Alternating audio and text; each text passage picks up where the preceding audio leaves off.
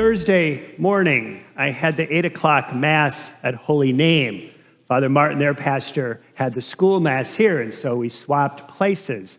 And as it was time to distribute communion, I went to sanitize my hands, as we are now inclined to do. And so I put my hand, to squirt some into my left hand, and the hand sanitizer, I am not kidding, shot right into my right eye.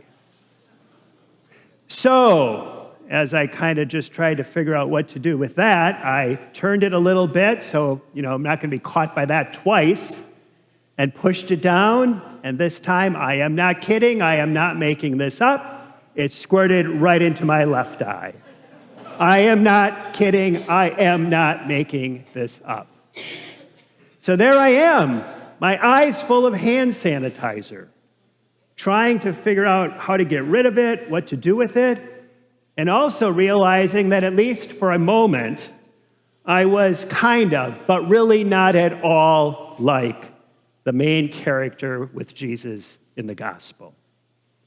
Just a little bit like Bartimaeus for a moment. But far more significantly, what followed was nothing like Bartimaeus. My reaction, what followed my momentary inability to see, was nothing like what we see on the part of the man who encounters Jesus in the gospel. My response after it was cleared and I could see fairly well again was predictable, routine. I went about the normal mundane tasks at hand. But instead, what does Bartimaeus do? When he is able to see, when he is made unblind, as the kindergartners gathered here on Wednesday talking about this gospel said, I said, what happens to Bartimaeus? He is unblinded, is what they answered. And what does Bartimaeus do when he is unblinded? Well, when he begins to see, there is nothing predictable or routine about his response. He makes a bold and determined move. He follows Jesus on the way. Now, that is a refreshing change of pace from other gospel encounters of recent weeks. Remember the rich young man who comes to Jesus. He wants eternal life, but he doesn't want to really sacrifice too much or anything at all. Remember James and John in last Sunday's gospel. They want power and prestige, prominence, but they kind of want it on their terms, with little or no sacrifice on their part. The risk of sacrifice, indeed the likelihood of sacrifice, is of no concern to Bartimaeus in this gospel encounter. He follows Jesus all too willingly, not knowing to the slightest degree what that will demand from him. He follows Jesus because he sees more clearly than any of those other people who had presumed all their lives to see. Bartimaeus follows Jesus because now, unblinded, able to see, he sees that there is no other choice. The story of Bartimaeus, this remarkable witness of discipleship, is profound for us as we consider the potential of our church, our parish, our lives as disciples, our personal willingness to follow Jesus, to honestly consider our willingness to be more tightly connected with him and with our community, to grow in honoring and living the gospel, to living lives of service and love. Now, there is a crucial detail in this story that we should not overlook. Bartimaeus had a choice. Once he is able to see, Jesus says to him, you can see, go your way.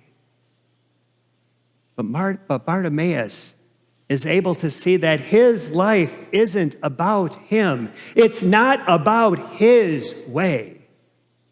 It is about Jesus. And so he stays with Jesus. That's the connection he realized that he sees. That's the connection that matters most. That's how he'll grow, evolving into the disciple he is meant to be. And we have the same choice. We have the choice to go our way or to go the way of Jesus. To help us a little bit discern that choice, Susan M., why don't you come up and maybe help us figure out which way to go?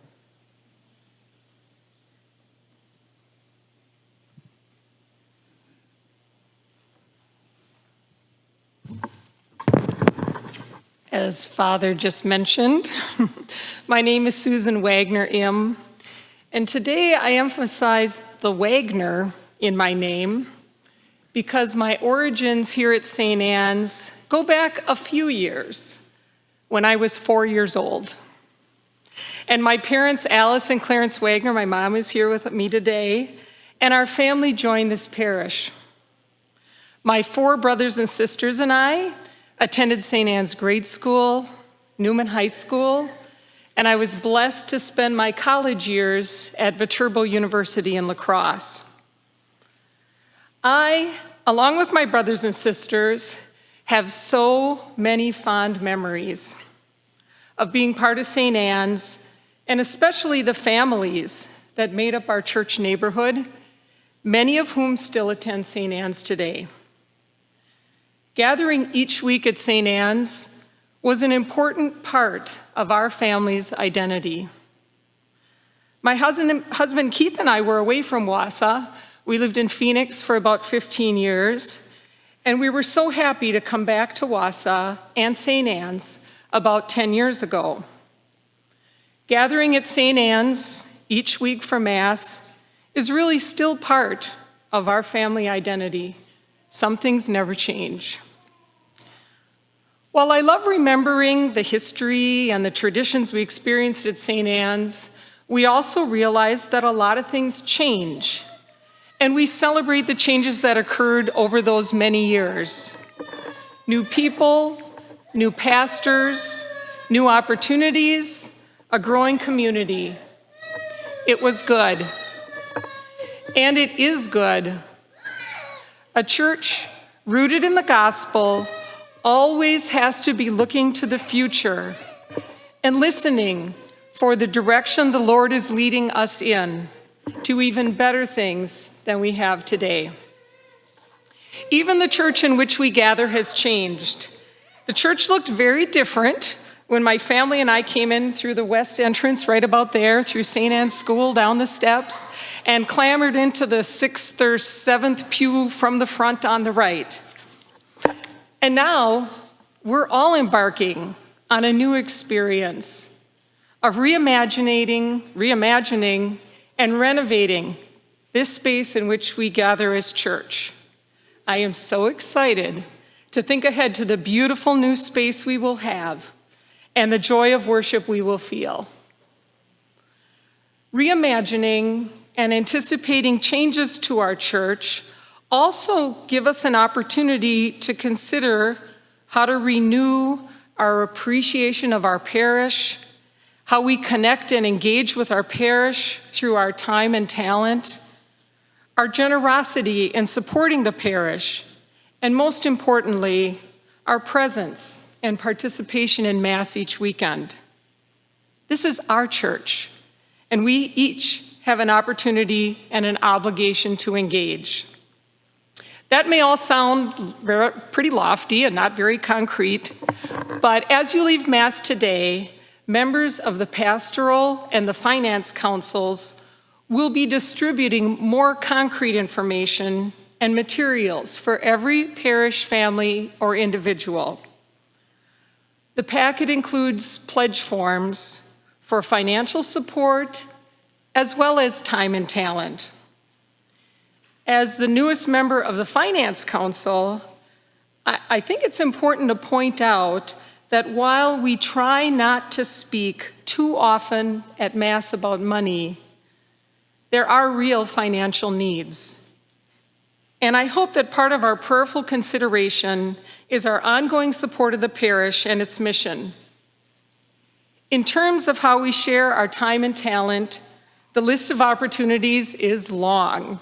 Ministries at Mass, ministries and activities inside and out, working with others, giving of ourselves, sharing the privilege and responsibilities. So I hope we'll all take some time over the next few days to prayerfully consider what we can do as individuals to strengthen our parish, how we can make St. Anne's an even more dynamic, reimagined community of disciples. Considering all the possibilities in the future that awaits us, I think of my parents and all those families who used to fill the pews of our church, people who gave so generously and selflessly in so many ways. They helped to create the parish we are today. I hope we can mirror some of their generosity and selflessness for the next generation of Catholics at St. Anne Parish. Thank you.